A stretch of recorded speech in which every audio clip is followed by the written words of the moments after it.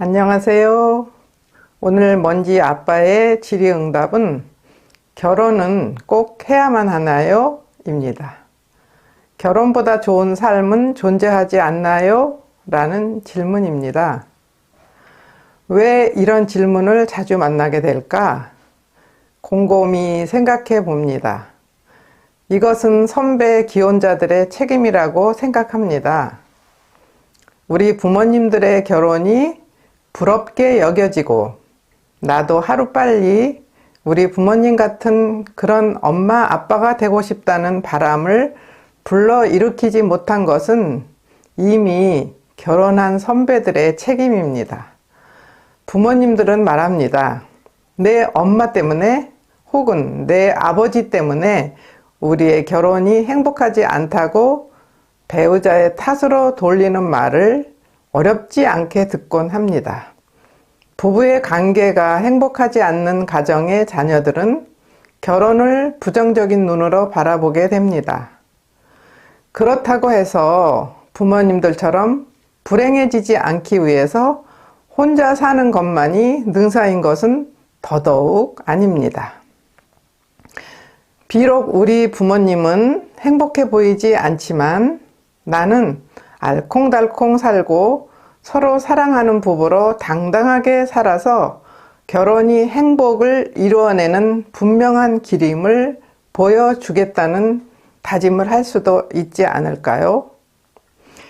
예전에 결혼한 지 5년 미만의 젊은 부부들이 매달 한 번씩 만나서 행복한 가정을 이루는 비결을 서로 나누는 모임을 가졌던 시기가 있었습니다.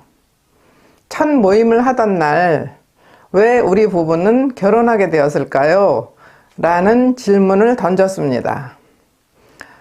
오빠가 버스에서 내리는데 딱 벌어진 어깨를 보는 순간 전기에 감전된 것 같았어요. 그래서 결혼했습니다.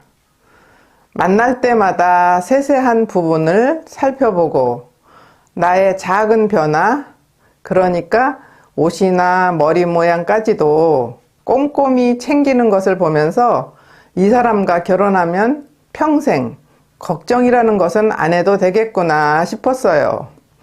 등등 연애할 때 가졌던 생각들을 나누었습니다.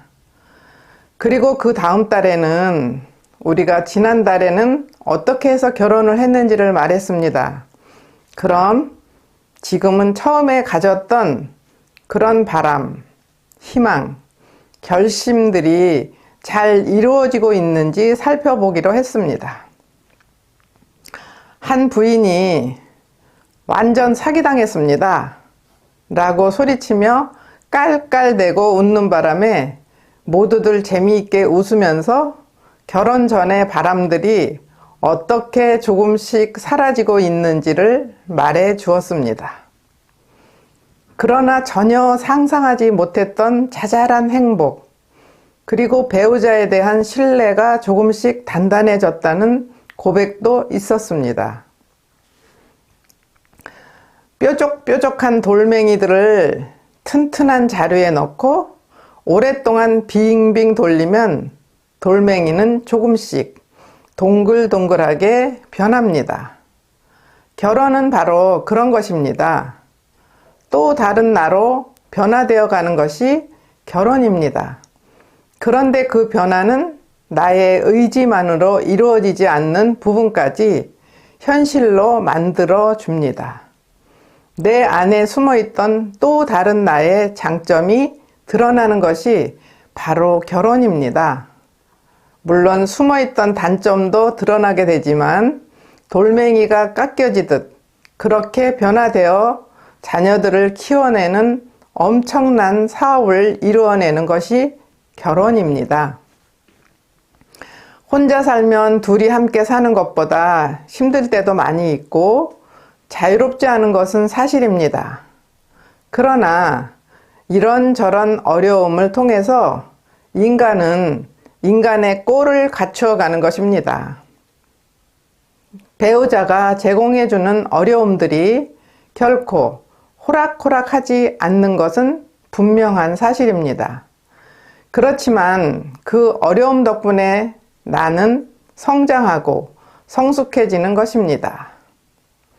간곡히 당부드리고 싶은 것은 결혼을 하기 싫어서 결혼하지 않더라도 혼자서 살아가는 은수자 같은 삶의 길은 선택하지 않았으면 좋겠습니다.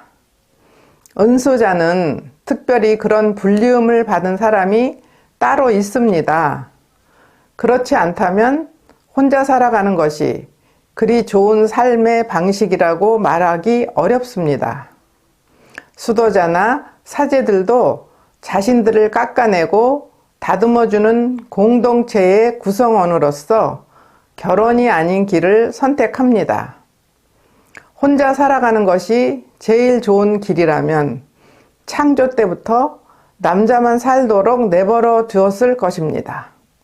굳이 갈비뼈로 여자를 만들고 함께 어울려 살아야 한다는 창조 사업에 협조자가 되시기를 기원합니다.